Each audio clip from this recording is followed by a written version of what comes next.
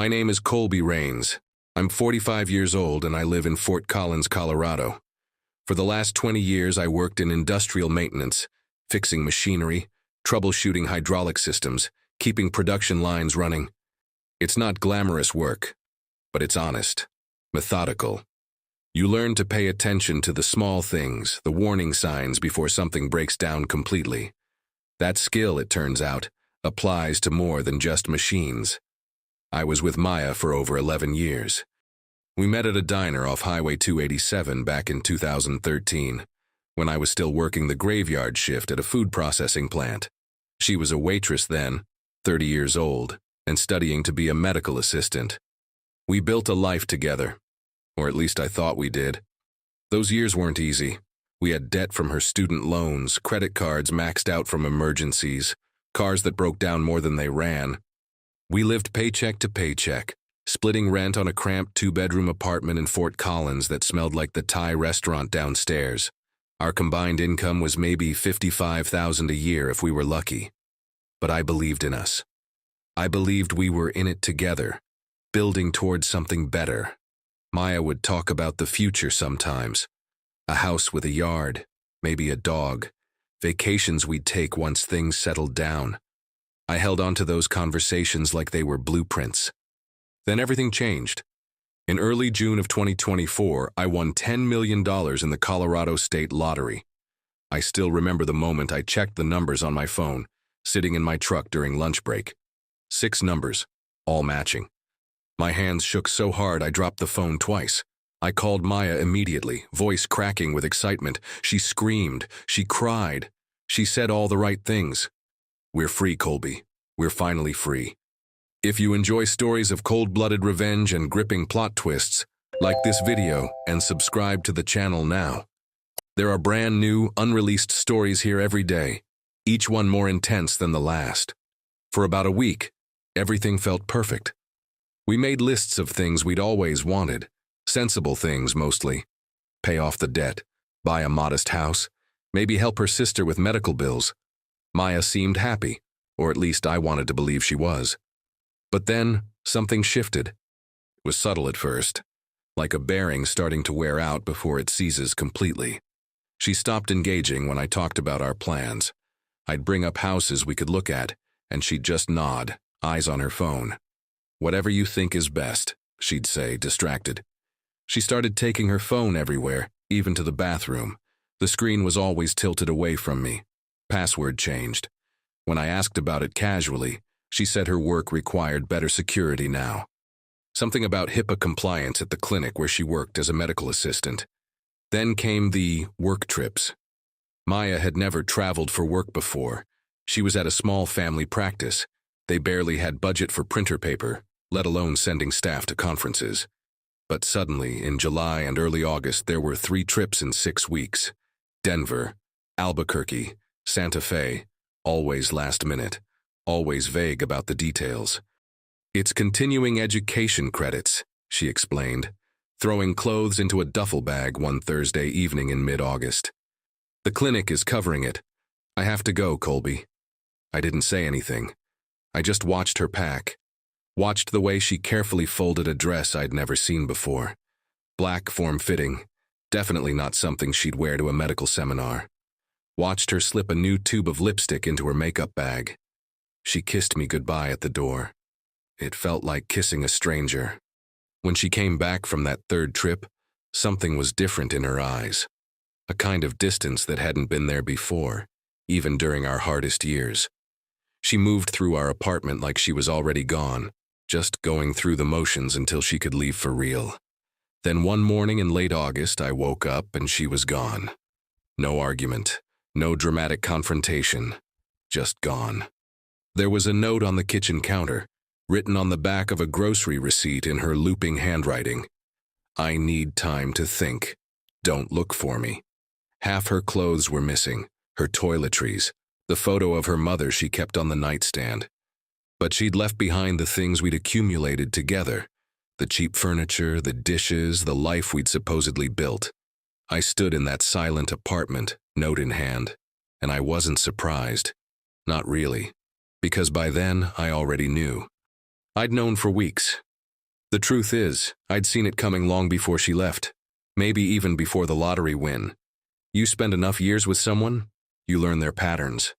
Maya had started changing months earlier. Small things that most people would miss, but I noticed. The way she'd smile at her phone when she thought I wasn't looking. Not the smile she used to give me. This was different. Secretive. Excited. She'd started dressing differently too. New clothes appearing in her closet that I'd never seen her wear around me. She said she was treating herself, that we could afford nice things now. But these weren't clothes for us. They were clothes for someone else to see her in. Low-cut tops, tighter jeans, perfume I didn't recognize. I'm not proud of what I did next, but I'm not ashamed either. I started paying closer attention. I checked our phone bill online. There was one number she texted constantly. Hundreds of messages a month starting back in March. I didn't recognize it. When I reverse searched it, I found a Facebook profile. Jason Kellerman, 34, sales manager at an automotive parts distributor in Loveland. Exactly the kind of guy who'd pose shirtless in his profile picture, holding a beer at some lake party. I scrolled through his photos. There were pictures from late 2023, a group shot at a work barbecue. Maya's old job, before she switched to the medical clinic in October 2023. They'd worked together. She'd never mentioned him. Not once in all our conversations about why she left that company. That's when I knew for certain. This wasn't just emotional distance or a midlife crisis. This was calculated. This was betrayal with a plan attached to it. But here's the thing about working in industrial maintenance for 2 decades. You learn that the worst thing you can do when a system starts failing is panic. You don't just start ripping things apart. You diagnose. You plan. You make sure you understand the full scope of the problem before you make your move. So I didn't confront her. I didn't demand explanations or throw accusations. I played it calm. I went to work, came home, talked about mundane things like nothing was wrong. Meanwhile, I was building my case. The lottery money hadn't even hit our account yet when I made the call to Richard Brennan, a family law attorney in Denver who specialized in asset protection. I'd found him through an online forum for lottery winners. Yes, that's a real thing. And yes, the advice there probably saved my financial life. I need to protect an asset, I told him during our first phone call in mid-June. I was sitting in my truck in the parking lot of a Lowe's, speaking low even though nobody was around. My wife is planning to leave me. I'm almost certain of it, and I just won a significant amount of money. Richard didn't waste time. How much? 10 million, before taxes. There was a pause, then, when did you win? About a week ago. The money hasn't been deposited yet. Still going through verification with the Colorado Lottery. And you're married how long? 11 years. Colorado is an equitable distribution state, he said, and I could hear him typing. That means marital assets get divided fairly, not necessarily 50-50, but your wife would have a strong claim to a substantial portion. However, and this is where his voice changed, became more focused, if you can establish that the lottery ticket was purchased with separate funds and that the winnings are your separate property, we can build a case.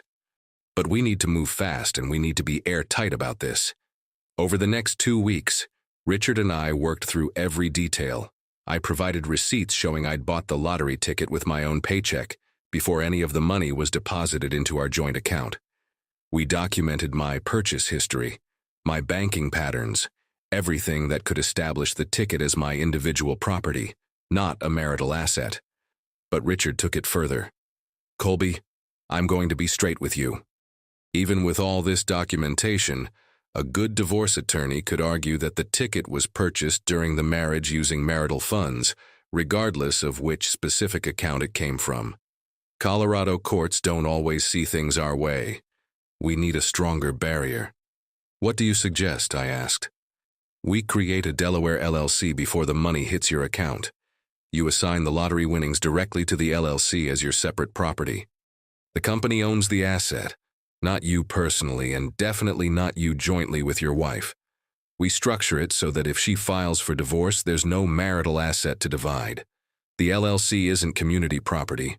It's a business entity that you solely control. It sounded complicated. It probably was. But I trusted Richard, and more importantly, I trusted my gut. The same gut that told me Maya was already halfway out the door. We named the company Raines Asset Holdings, LLC. Richard filed the paperwork in Delaware. Apparently that's where you go when you want bulletproof corporate protection. The fees ran about $3,000 between filing costs and legal work, but that was nothing compared to what I stood to lose. Within 10 days, by early July, the structure was in place. When the Colorado Lottery Commission finally released my winnings in mid-July, the check was made out directly to the LLC, not to me personally, not to any joint account. The money never touched anything Maya could access. After taxes, I had roughly $6.5 million to work with. I moved $2.5 million into a secure investment account, conservative bonds and index funds, the kind of boring stuff that won't make you rich quick but won't disappear either. Another $1.5 million went into a business savings account. I kept $500,000 liquid for immediate needs, and the rest stayed in reserve. All of it legally protected, all of it beyond her reach. And through all of this, I said nothing. I came home every night and acted like everything was normal. Maya would ask vague questions sometimes. Did the lottery people call? When's the money coming? And I'd give vague answers. They're processing it, lots of paperwork, should be soon. She seemed satisfied with that. Or maybe she was just distracted by her plans with Jason. I found out about those plans the hard way. Maya had started using our laptop less, but one night in early August she left it open on the kitchen table. I'm not sure if it was carelessness or if part of her wanted me to find out. Either way, her Gmail was still logged in. The subject line of one message caught my eye. Confirmation, Grand Sierra Resort, Reno, Nevada. I clicked it. Hotel reservation for 2. Checking in September 15th, checking out September 22nd. 1 week, king bed suite, non-refundable. Total cost $2,100. September 15th was about 6 weeks away. I scrolled further. There were other emails. Flight confirmations on Southwest Airlines. Research about quickie divorces in Nevada. Apparently you can file for divorce there after just 6 weeks of residency. She'd been planning this for months. The timeline was clear now. Wait until Colby gets distracted with the lottery money, quietly establish Nevada residency, file for divorce, claim half of everything. Except there was nothing to claim anymore. I'd made sure of that. I took screenshots of everything, forwarded them to Richard with a brief message. Found this. Looks like the timeline is moving faster than we thought. Then I cleared the browser history so she wouldn't know I'd seen them. When Maya came out of the bedroom 20 minutes later, I was watching a Rockies game on TV like nothing had happened. "You okay?" she asked, leaning against the doorframe. "Yeah," I said, not looking away from the screen. "Just tired, long week." She nodded. Didn't come sit next to me. Just went back to the bedroom and closed the door. That was one of our last real conversations.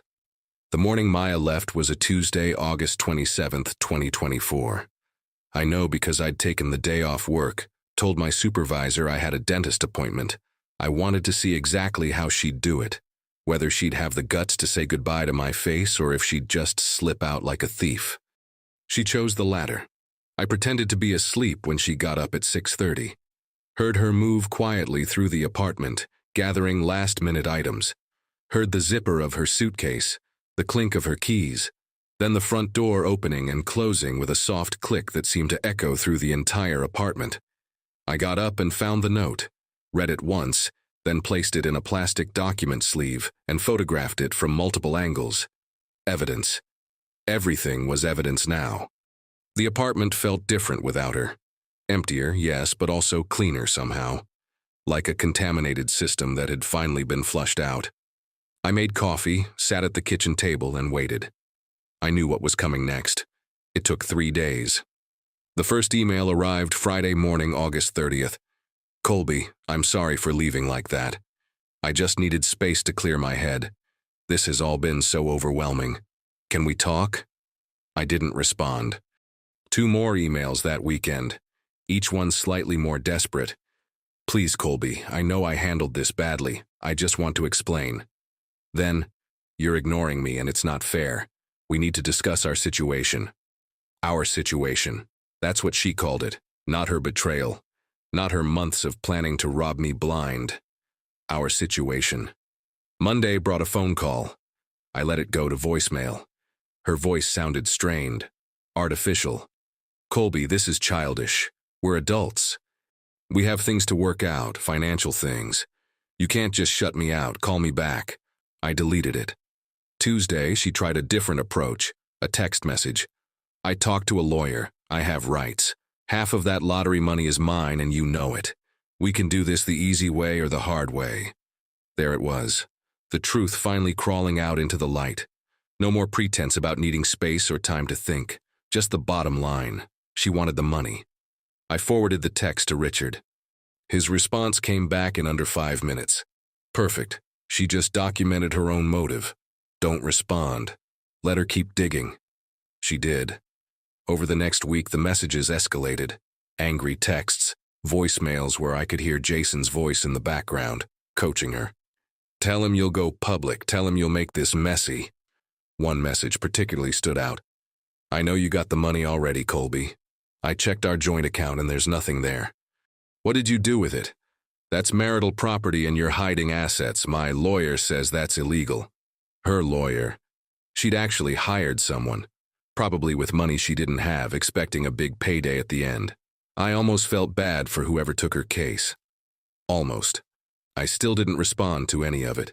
Radio silence, complete blackout. And I could feel it driving her crazy, which honestly was satisfying in a way I hadn't expected. Meanwhile, I was moving forward with my life. I'd started looking at properties in late August, not the McMansions Maya used to point out in her daydreams, but something practical. I found a small ranch-style house on 3 acres just outside Fort Collins, near LaPorte. It needed work. The roof was shot. The plumbing was original from the 1970s, and the barn out back was more rust than structure. But it had good bones. And more importantly, it was mine. Just mine. The asking price was $380,000.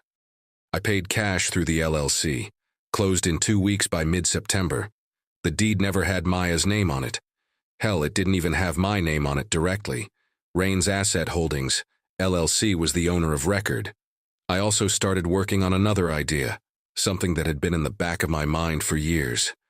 An automotive repair shop and trade school, focused on teaching mechanical skills to at-risk youth. Kids who'd fallen through the cracks, who needed a second chance and some practical knowledge that could actually get them employed. I'd seen too many good people stuck in dead-end situations because nobody ever taught them a useful trade. I leased a commercial space in Old Town Fort Collins in September, a former body shop that had closed during the pandemic. The rent was $4,500 a month, which was reasonable for the square footage. The equipment was outdated but serviceable. I hired 2 instructors, retired mechanics from the local union who still had their teaching certifications. We started recruiting students through partnerships with local high schools and the Larimer County Youth Services Department. None of this was about the money, not really. The money was just a tool, a means to finally do something that mattered. Maya never understood that about me. She thought winning the lottery was about buying things, about status and luxury. She didn't get that for me. It was about freedom. Freedom to build something real. By early October, the shop was operational. We had 12 students enrolled in our first class, learning everything from basic maintenance to diagnostic systems. I worked alongside them most days, still wearing my old work boots and grease-stained jeans. I was happier than I'd been in years. And then Maya's lawyer called. His name was Dennis Pritchard, and he sounded tired before the conversation even started. Mr. Raines, my name is Dennis Pritchard from Pritchard and Associates here in Fort Collins. I represent Maya Raines in her divorce proceedings. I'm calling as a professional courtesy before we file formal paperwork. Okay, I said. I was in my truck, parked outside the shop, and I put the call on speaker so I could take notes. It was October 10th. Your wife is seeking dissolution of marriage and equitable division of assets, specifically the lottery winnings you received in July. Our understanding is that you won approximately $10 million. Under Colorado law, Mr. Pritchard, I interrupted, keeping my voice level. Before you go further, you should speak with my attorney, Richard Brennan out of Denver. I think you'll find that the situation is not what your client described. There was a pause. Your attorney? Yes, Richard Brennan. I'll text you his contact information. He'll explain the asset structure. But to save you some time, there are no marital assets to divide. The lottery winnings were assigned to a business entity as separate property before any deposits were made. Everything was done legally and is fully documented. Another pause, longer this time. I could almost hear him reevaluating the case. I see. Well, we'll certainly reach out to Mr. Brennan, but I should inform you that concealment or improper transfer of marital assets is a serious matter in Colorado courts. If you've attempted to hide, I haven't hidden anything, I said. I protected my separate property using legitimate legal structures. There's a difference. Mr. Brennan will provide all necessary documentation. Have a good day, Mr. Pritchard. I hung up. 10 minutes later, Richard called. Dennis Pritchard just contacted me. Sounds like a competent guy, actually. He's going to hate this case once he sees the paperwork. Good, I said. Colby, I want to prepare you. She's going to fight this. She'll claim the LLC is a sham, that you created it specifically to defraud her of her share. Her lawyer will argue that Colorado courts should pierce the corporate veil and treat the assets as marital property anyway. Can they do that? They can try, but we documented everything perfectly. The LLC was formed before the money was deposited. You have legitimate business purposes for the entity. You're operating real businesses through it. And most importantly, the lottery ticket itself was purchased with your separate income, which we can prove. We're on solid legal ground. This is going to be expensive for her, and it's going to fail. He was right. Over the next 6 weeks, I watched from a distance as Maya's case fell apart. Pritchard filed the divorce petition on October 17th, and a motion to include the lottery winnings as marital property. Richard responded with a 30-page brief, complete with financial records, corporate documents, and case law supporting the separation of assets. He included screenshots of Maya's emails and text messages showing she'd left the marriage voluntarily and was attempting to claim money she knew had been structured as separate property. The judge wasn't impressed with her arguments. At a preliminary hearing in late November, which I attended in person, Maya sat 3 rows behind her attorney, looking smaller than I remembered. She wouldn't make eye contact with me. Jason wasn't with her. I noticed that immediately. The judge, a no-nonsense woman in her early 60s named Patricia Hernandez, reviewed the documents and asked Pritchard pointed questions. Counselor, are you arguing that your client is entitled to assets held by a legally formed business entity that she has no ownership stake in? Your Honor, we believe the LLC was formed for the specific purpose of concealing marital assets. And what evidence do you have of that, other than your client's claim? Pritchard hesitated. The timing, Your Honor. The LLC was formed mere days before the lottery deposit. But after the lottery win was verified and before any money changed hands, correct? Yes, Your Honor, but... And the business entity has legitimate ongoing operations? Richard stood. Yes, Your Honor.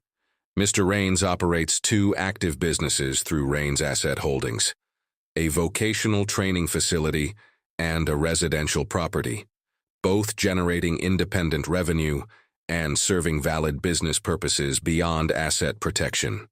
Judge Hernandez nodded. I'm going to be frank, Mr. Pritchard. This looks like a properly structured business entity being used for its intended legal purposes. If your client's position is that she's entitled to the lottery winnings simply because they were won during the marriage, you're going to need more than timing to convince this court to disregard a legitimate corporate structure. Motion denied. We'll proceed with the divorce on the standard terms, but the LLC assets are not on the table. I saw Maya's shoulders slump. Saw her lean over to whisper something urgent to Pritchard. He shook his head. The divorce was finalized in late January 2025. No contest, no drama, No big courtroom showdown. Maya signed the papers through her attorney on January 29th. I never saw her again after that hearing in November. The settlement was straightforward. We each kept what was in our individual names, split the contents of our old apartment 50-50, and went our separate ways. She got her car, a 2013 Honda Civic with 140,000 miles and a failing transmission. I got my truck, a 2018 Ford F-150 with 70,000 miles. We had no shared debt by that point. I'd quietly paid off everything months earlier through the LLC, including her $28,000 in student loans, though she never knew that. I wanted a clean break, no threads connecting us. The apartment lease was in my name, so I kept it for another month while I finished moving into the ranch house. Maya moved in with her sister in Greeley, about 30 miles northeast. I heard that through mutual acquaintances who still talked to both of us, though those friendships were dissolving fast. People don't know how to act when a marriage ends, especially one where there's clear fault on one side. They pick teams, or they disappear entirely. Most of them disappeared. Jason, it turned out, had vanished from Maya's life even faster than he'd entered it. I learned this from an unexpected source in late February 2025. Tom Hendricks, a guy I'd worked with years ago who now managed inventory at the automotive distributor where Jason worked. We ran into each other at an Ace Hardware, and after some small talk, Tom brought it up. "Hey, you hear about Jason Kellerman?" he asked, loading bags of concrete mix into his cart. I played dumb. "Name sounds familiar." "Why?" "Used to work at our place, got canned in December. Turns out he'd been using the company credit card for personal expenses. Flights, hotels, dinners. Probably spent 15 grand before accounting caught it during year-end review. They prosecuted him too. He took a plea deal last month, has to pay restitution plus 2 years probation." I didn't react, just nodded like it was mildly interesting gossip. But inside, I felt something settle into place. Not satisfaction exactly. More like confirmation that the universe had a way of balancing things out. "He was seeing someone, I think," Tom continued. "Some woman. Heard she dumped him when the job situation went south. Can't blame her, honestly. Who wants to date a guy facing theft charges?" "Yeah," I said, "that's rough." I didn't tell Tom that the woman was my ex-wife. Didn't seem worth it. By spring of 2025, the trade school was thriving. We'd expanded to 24 students and added a welding program. 2 of our first graduates had already landed apprenticeships at local manufacturing plants, making $22 an hour with benefits. One kid, Marcus, told me it was the first real job he'd ever had. He was 19, had dropped out of high school at 16, spent 2 years bouncing between fast food jobs making minimum wage and his mom's couch. Now, he was building a career. "Mr. Raines," he said to me one afternoon in April while we were closing up the shop, "I just want you to know, this place changed my life. I was headed nowhere, man. Now I got something." That moment, right there, that's what the money was for. Not houses or cars or impressing people. This. Giving someone like Marcus a real shot. I'd also started dating again, though I took it slow. Her name was Lisa, a veterinary technician I met in March when I brought in a stray dog I'd found on my property. She was 38, divorced herself, with a teenage daughter. We had coffee a few times, then dinner, then more dinners. Nothing rushed, nothing complicated. Just 2 people who'd been through some things, taking it one day at a time. She knew about the lottery, about Maya. I'd been honest from the start. "I'm not looking for someone to spend my money," I told her on our 3rd date. "I'm looking for someone who'd have been interested in me when I was still living paycheck to paycheck." Lisa smiled at that. "Good. Because I'm not impressed by money. I'm impressed by people who know how to fix things." I liked her a lot. In early May 2025, something unexpected arrived in my mailbox. A plain white envelope, no return address, postmarked from Greeley. Inside was a card. One of those generic ones you buy at grocery stores with a watercolor flower on the front. No signature. Just one sentence written in handwriting I recognized immediately. "You won." I stared at it for a long time, sitting on the porch of my ranch house, the spring wind carrying the smell of pine and fresh grass. I thought about what those words meant, whether they were an acknowledgement of defeat, or a genuine concession, or just a bitter statement of fact. In the end, I decided it didn't matter. Because she was right. I had won. But not the way she thought. I didn't win because I kept the money. I didn't win because she ended up alone and struggling while I built a new life. I won because I'd trusted my instincts, acted strategically when it mattered, and protected myself from someone who'd stopped valuing me long before I stopped valuing her. The real victory was realizing I didn't need her to be miserable for me to be happy. I just needed her to be gone. I threw the card away. Didn't keep it, didn't photograph it, didn't add it to any file. It wasn't evidence of anything anymore. It was just the last word in a conversation that was already over. Life moved on. The trade school added a third program in June, HVAC repair and installation. We partnered with Front Range Community College to offer certification courses. By summer, we had a waiting list. I hired another instructor, a woman named Janet, who'd spent 30 years working residential construction before retiring. She was tougher than any of us, and the students loved her. The ranch house came together slowly through spring and summer of 2025. I replaced the roof myself in May, with help from a couple of the students who wanted to learn carpentry. We rebuilt the barn in June and July, turned it into a workshop and storage space. I got chickens in August because why not? 6 hens that produced more eggs than I could eat. I started giving them to the students, sending them home with cartons every week. I thought about Maya sometimes, wondered where she was, what she was doing, whether she ever thought about how differently things could have gone. But those thoughts came less and less frequently, until finally they stopped coming at all. One evening in late September 2025, about 15 months after I'd won the lottery, I was sitting on my porch watching the sunset. Lisa was beside me, her daughter inside watching Netflix on her laptop. The cicadas were loud, the air was warm, and everything felt solid, real, earned. I turned 46 back in July and life felt better than it ever had. "You seem happy," Lisa said. "I am," I replied. And I meant it. She squeezed my hand. "Good. You deserve it." Maybe I did. Maybe I didn't. But either way, I'd built something worth keeping. Not because I'd destroyed someone else, but because I'd refused to let someone destroy me. That's the real lesson, I think. When people show you who they are, believe them. When they try to take what's yours, protect it. And when they're gone, don't waste time celebrating their downfall. Just live your life better than they ever thought you could. I never heard from Maya again after that card. Never saw her around town. Never got another message. Never crossed paths at a grocery store or gas station. She became a ghost, a chapter that closed completely. And I was fine with that. More than fine. Some people spend years seeking revenge, plotting elaborate schemes to hurt the people who hurt them. I understand the impulse. But I learned something better. The most powerful revenge is indifference. It's building a life so good that you forget they were ever part of it. My name is Colby Raines.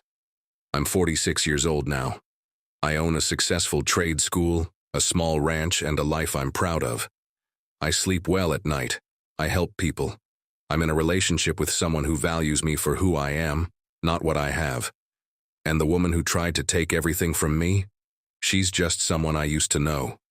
That's how this story ends. Not with her suffering, not with some dramatic confrontation, just with me, moving forward, and her becoming smaller and smaller in the rearview mirror until she disappeared completely. If you enjoyed this story, like this video and leave a comment telling me what you thought. And if you're not already subscribed to the channel, please subscribe and hit the notification bell to get alerts for new stories like this one. Thanks for watching, and I'll see you in the next one.